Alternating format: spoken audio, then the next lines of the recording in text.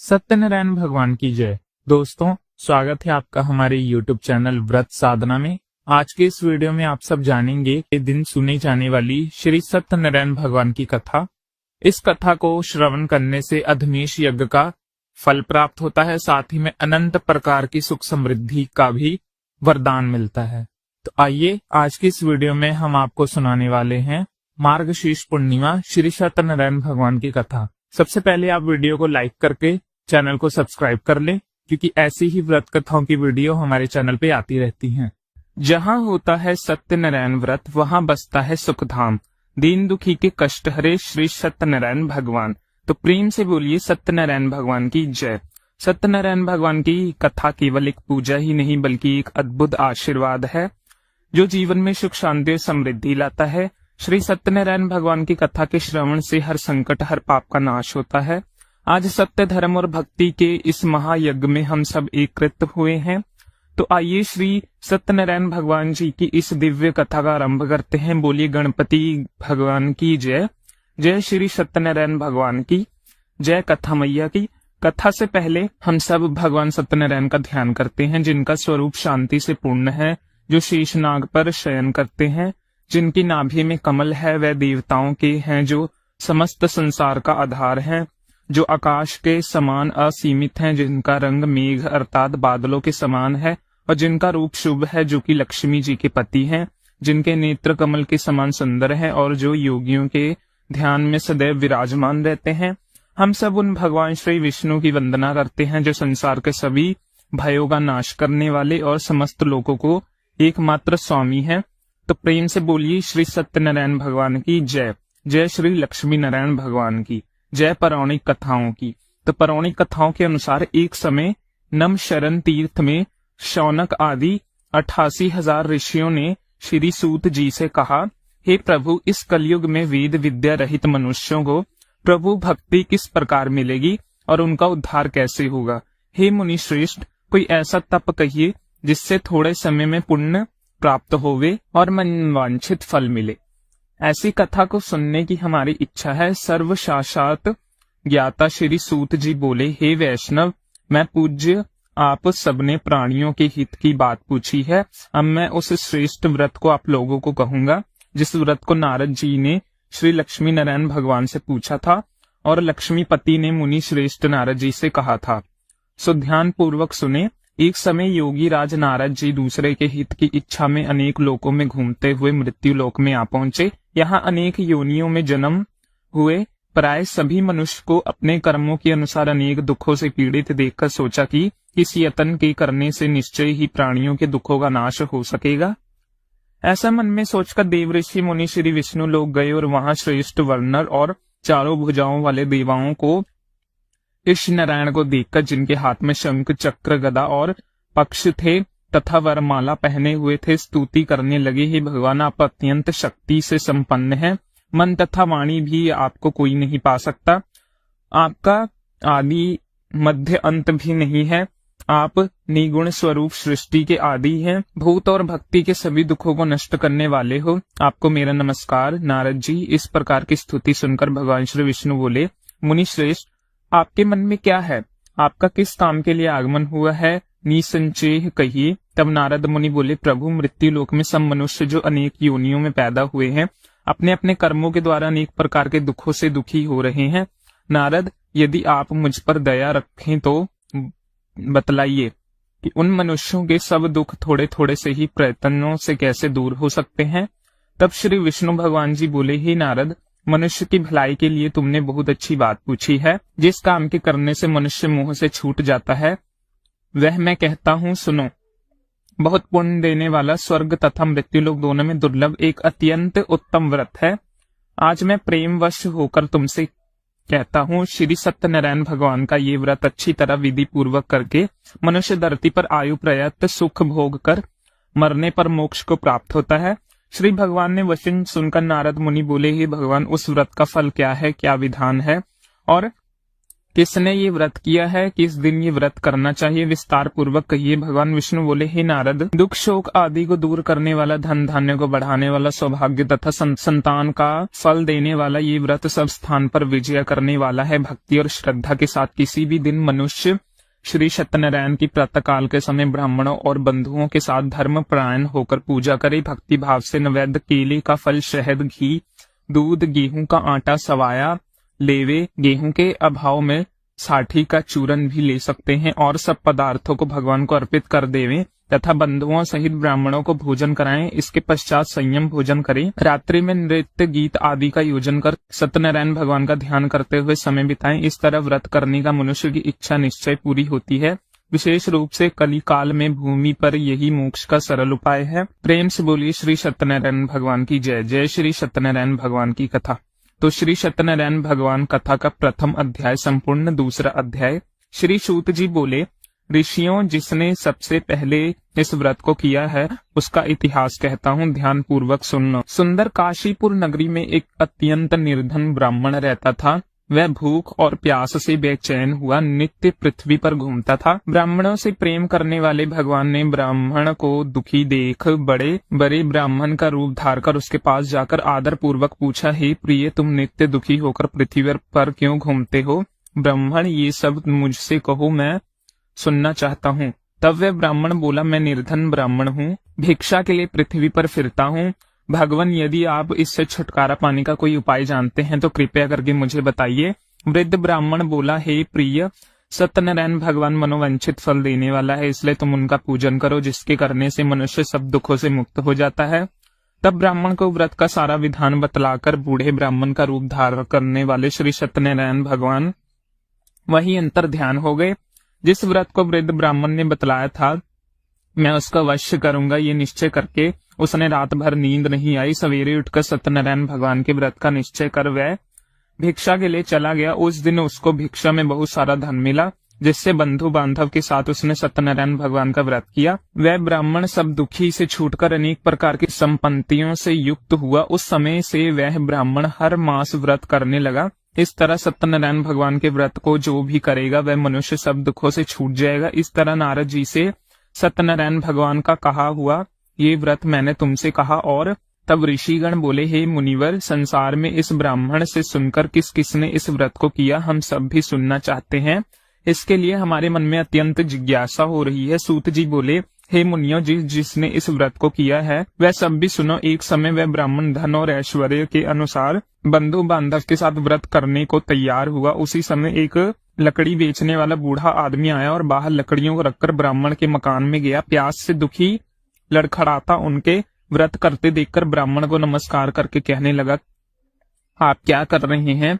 इसके करने से क्या फल मिलता है? इसके करने से मुझे भी बतलाइए। ब्राह्मण ने कहा, सब मनोरथ को पूर्ण करने वाला सत्यनारायण भगवान व्रत है। इसकी ही कृपा से मेरे यहाँ धन आदि की वृद्धि हुई है। ब्राह्मण से इस व्रत के बारे में जानकर लकड़हारा अत्यंत प्रसन्न हुआ।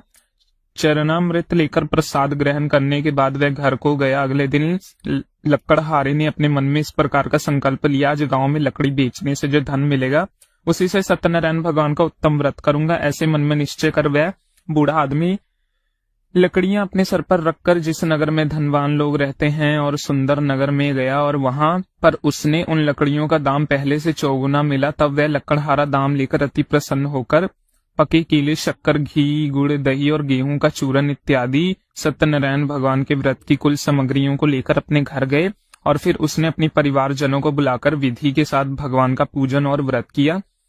उस व्रत के प्रभाव से वह बूढ़ा लकड़हारा धन, पुत्र आदि से युक्त हुआ और संसार के समस्त दुख भोग कर अत्यंत में वैकुंठ लोक को चला गया। श्री सत्यनारायण भगवान की जय। श्री सत्यनारायण भगवान कथा का दूसरा अध्याय संपूर्ण। तीसरा अध्याय।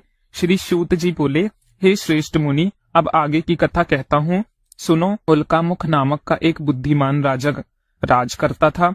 वह सत्य वक्ता और जितेंद्रिय था। प्रतिदिन देव स्थानों पर जाता और गरीबों को धन देकर उनके कष्ट दूर करता। उसकी पत्नी कमल के समान मुख वाली और सती साध्वी थी। पुत्र प्राप्ति के लिए भद्र सलाला नदी के तट पर उन दोनों ने सत्यनारायण भगवान का व्रत किया। उस समय वहां एक साधु नामक वैश्य आया।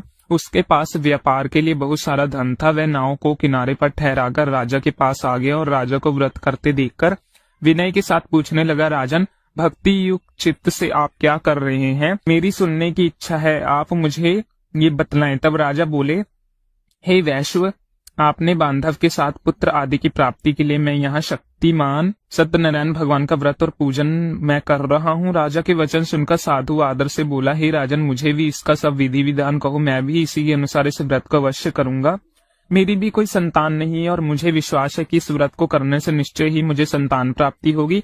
तब राजा ने सब विधान सुनकर व्यापार से निवृत्त होकर ये आनंद के साथ अपने घर को गया। साधु ने अपनी स्त्री को संतान देने वाले इस व्रत को सुनाया और प्रण लिया कि जब मेरे यहाँ संतान होगी तब मैं इस व्रत को करूंगा। साधु ने ऐसा वचन अपनी पत्नी लीलावती से कहे। एक दिन उसकी पत्नी पति के साथ आनंदित होकर संसारिक धर्म में प्रवृत्त होकर श्री सत्यनारायण भगवान की कृपा से गर्भवती हो गई और 10वें महीने उसको एक सुंदर कन्या का जन्म हुआ।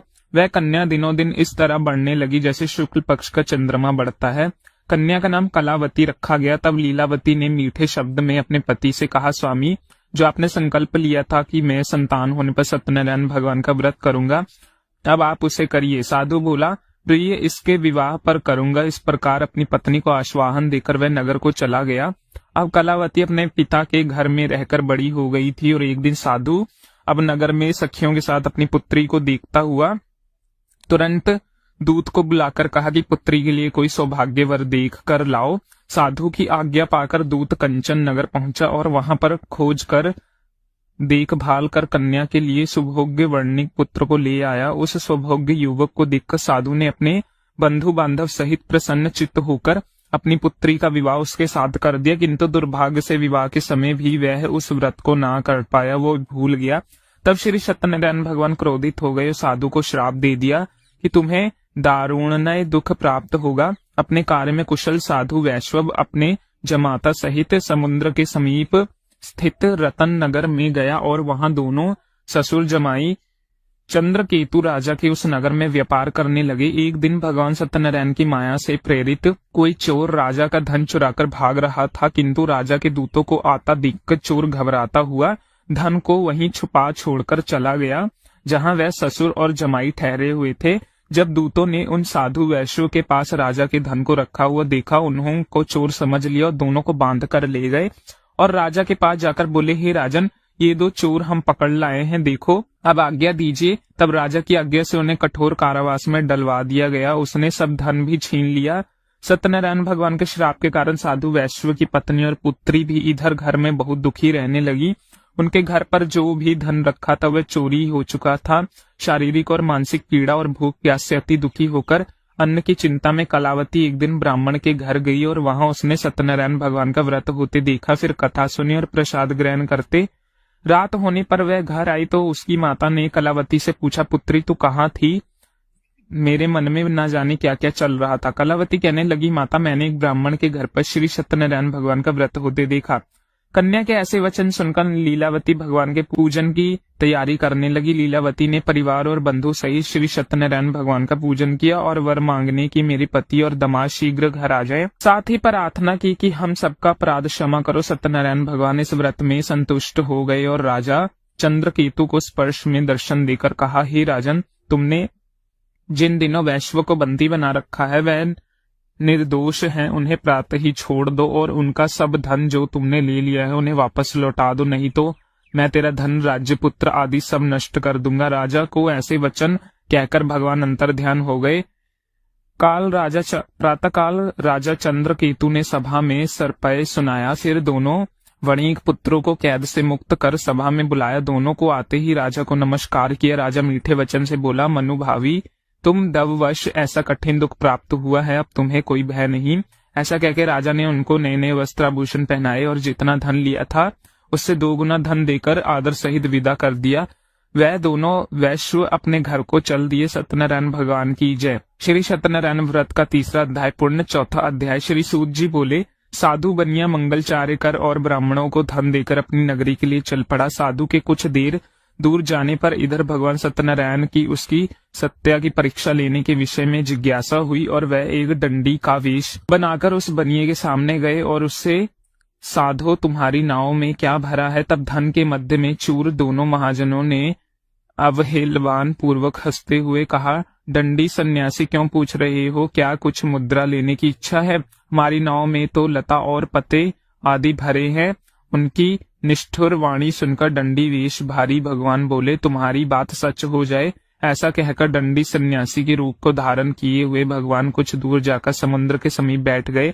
इधर डंडी के चले जाने पर नित्य क्रिया करने के बाद उतराई हुई यानी जल में ऊपर की ओर उठी हुई नौका को देखकर साधु अत्यंत आश्चर्य में पड़ गया और नाव में लता और पत्ते आदि देखकर मूर्छित होकर पृथ्वी पर गिर पड़ा। होश आने पर वार्णिक पुत्र चिंतित हो गया और उसके दामाद ने इस प्रकार कहा कि पिताजी आप शोक क्यों करते हैं? डंडी ने शाप दिया था, इस स्थिति में वही चाहे तो सब कुछ कर सकते हैं, इससे संचय नहीं, अंत उन्हीं की शरण में हमको चलना चाहिए और वह मन की इच्छा पूर्ण होगी। दामाद की बात सुनकर वह साधु बनिया उसके पास गया और वहां डंडी को देखकर उसने भक्ति पूर्वक उन्हें प्रणाम किया तथा आदर पूर्वक कहने लगे कि आपके सुख सब मैंने जो कुछ कहा उसे अत्यस्त भाषण रूप अपराध किया है, आप कृपया कर उस अपराध को क्षमा कर दीजिए। ऐसा कहकर बार बार प्रणाम करके वह महान शोक से व्याकुल हो गया। डंडी ने उस बनिया को रोता हुआ देखकर कहा, मूर्ख रो मत, मेरी बात सुनो। मेरी पूजा से उदासीन होने के कारण तथा मेरी आज्ञा से ही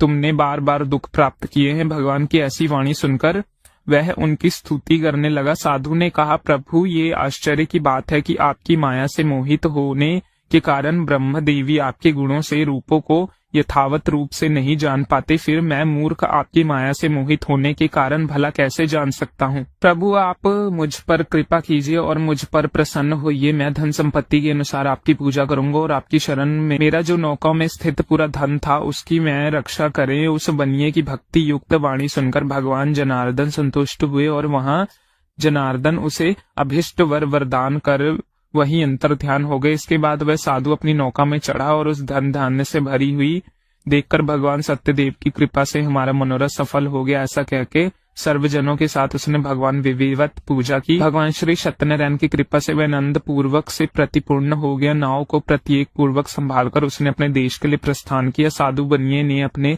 दामाद से कहा, नगरी दिखाई दे रही है। उसने अपने धन के रक्षक दूत को अपने आने का समाचार देने के लिए अपनी नगरी में भेजा। उसके बाद उस दूत ने नगरी में जाकर साधु की पत्नी का हाथ जोड़कर प्रणाम किया। उसके लिए अभिष्ट बात की श्रेष्ठ जी अपने दामाद और बंधु वर्ग के साथ बहुत सारे धन से संपन्न होकर नगरी के निकट पधार गए हैं। दूत के मुख के ये बात सुनकर अत्यंत आनंदित हुई साध्वी ने श्री सत्यनारायण पूजा करके अपने पति पुत्री से कहा, पुत्री मैं साधु के दर्शन करने के लिए जा रही हूँ, तुम भी जल्दी आना। माता के ऐसे वचन सुनकर व्रत को समाप्त करके प्रसाद का परित्याग करके कलावती भी अपने पति का दर्शन करने के लिए चल पड़ी। इसके बाद भगवान श्री सत्यनारायण रट हो गए और उन्हें उसके पति को तथा नौका को धन के साथ हरण करके जल में डुबा दिया। इसके बाद कलावती कन्या अपने पति को ना देखकर महान शोक से रिदून करती हुई पृथ्वी पर गिर पड़ी। नाव का दर्शन और कन्या को अत्यंत दुखी देखकर भयभीत मन से साधु बनिए ने ये सोचा, ये क्या आश्चर्य हो गया। नाव का संचालन करने वाले भी सभी चिंतित हो गए। इसके बाद वह लीलावती भी कन्या को देखकर दुखी से व्याकुल हो गई और अत्यंत दुखी से विलाप करते हुए अपने पति को इस प्रकार बोली, स्वामी अभी अभी नौका के साथ वह अध्यक्ष का कैसे हो गए, न जाने किस देवता की अपेक्षा है वह नौका हरण कर ली गई या फिर श्री सत्यनारायण के महात्म में भला कौन जान सकता है।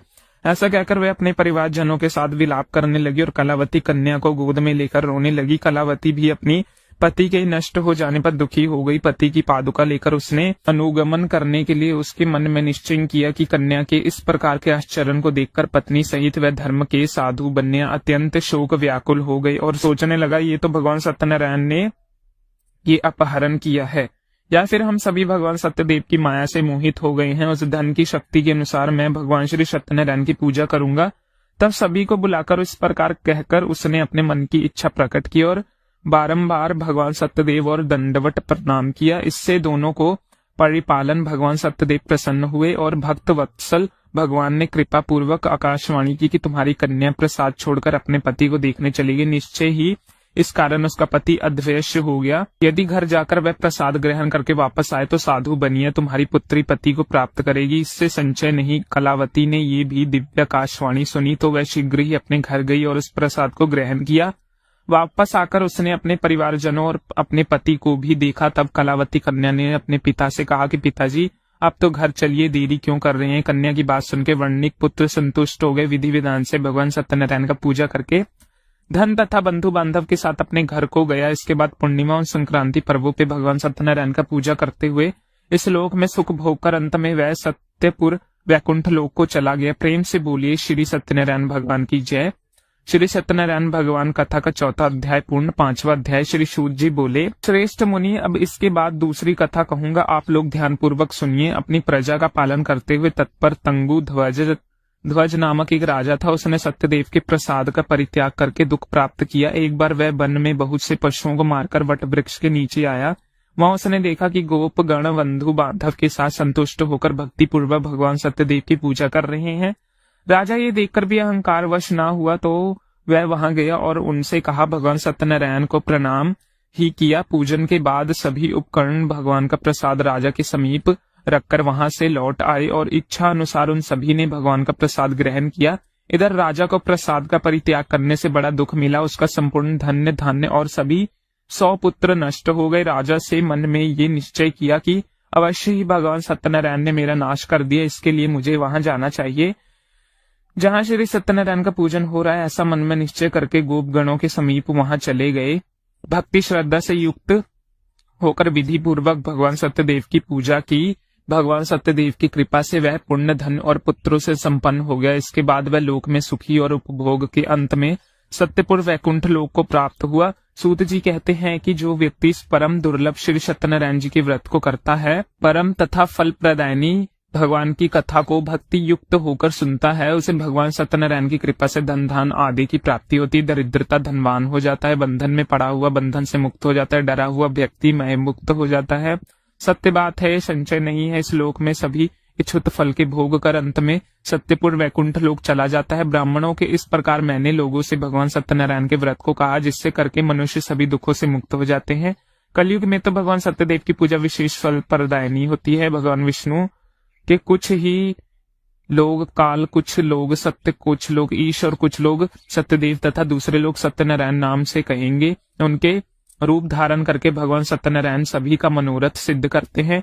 कलयुग में संतान भगवान विष्णु ही सत्यव्रत रूप धारण करके सभी के मनोरथ को पूर्ण करने वाले होंगे। श्रेष्ठ मुनिये, जो भी व्यक्ति नित्य भगवान सत्यनारायण जी की व्रत कथा को पढ़ता है, सुनता है, भगवान सत्यनारायण की कृपा उसे सभी पापों से नष्ट कर देती है। मुनिवर, पूर्व काल में जिन लोगों ने सत्यनारायण के व्रत किया था, अगले जन्म में व्रत वृतांत करता हूँ। लोग सुनिए, महान प्रजा संपन्न शतानंद नाम के ब्राह्मण सत्यनारायण व्रत करने के प्रभाव से दूसरे जन्म में सुदामा नामक ब्राह्मण हुए। उस जन्म में भगवान श्री कृष्ण का ध्यान करके उनको मोक्ष प्राप्ति हुई। लक्कड़हारा भील गुहो का राजा हुआ और अगले जन्म में उसको भगवान श्री राम जी की सेवा करके मोक्ष प्राप्त किया। महाराजा उल्का मुख दूसरे जन्म में राजा दशरथ हुए, जिनको श्री रंगनाथ जी की पूजा करने अंत में वैकुंठ प्राप्त हुआ। इस प्रकार धार्मिक और सत्यव्रत साधु पिछले जन्म के सत्यव्रत के प्रभाव से अपने दूसरे जन्म में मोरध्वज नामक राजा हुआ और उसके आर्य की चक्र के अपने पुत्र की आदि देह भगवान श्री विष्णु को अर्पित कर मोक्ष प्राप्त किया। महाराजा तंगु ध्वज जमांतर में संयमभू मनु हुए और भगवत संबंधित संपूर्ण कार्यों का अनुष्ठान करके वैकुंठ लोक को प्राप्त हुआ। जो गोप गण थे वह जमांतर में ब्रजमंडल में निवास करने वाले हुए और सभी राक्षसों का संहार करके उन्होंने भगवान का साक्षात धाम गोलोक प्राप्त किया। तो प्रेम से बोलिए श्री सत्यनारायण भगवान की जय। जय श्री लक्ष्मी नारायण भगवान की जय। श्री सत्यनारायण भगवान की। कथा का 5वां अध्याय संपूर्ण। इसी के साथ कथा समाप्त होती है।